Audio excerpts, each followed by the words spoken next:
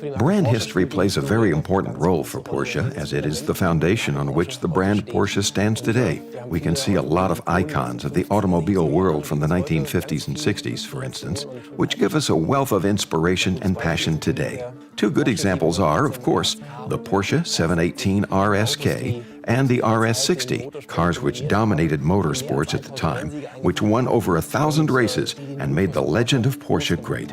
Of course, these cars are a great source of inspiration for us today. One thing that is typical of Porsche is that every project used to be given a model number.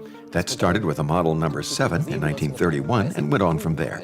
The Model 356 was made in 1948, and we got to 550 sometime in the 1950s.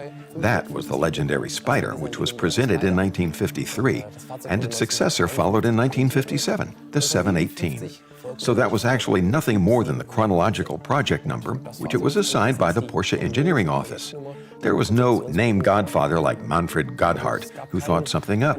These model numbers were simply assigned in chronological order, absolutely pragmatically, and nobody back then could have anticipated that these numbers, like the 550, 718, or later the 911, would one day become the stuff of legend.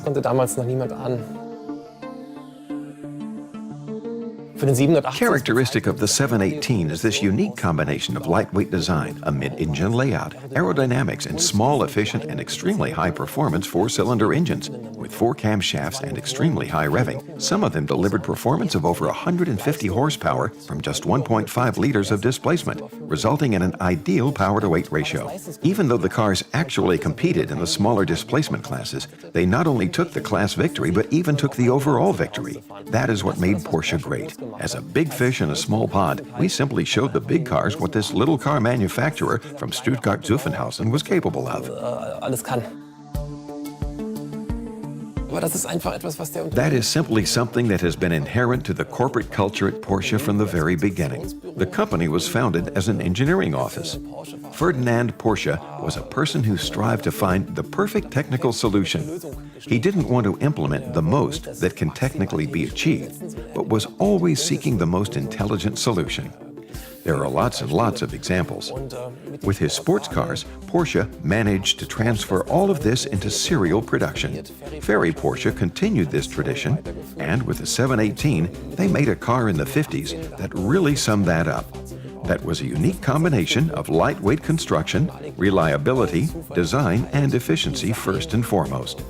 On the racetrack, it demonstrated very impressively just how efficient the car was. These little spiders won over 1,000 races in the 50s and 60s.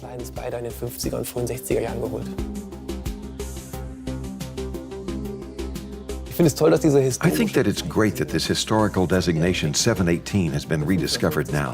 The 550 Spider is probably the most famous car made by Porsche in the 1950s. Its successor, the 718, got a bit forgotten, even though it was also a very successful car.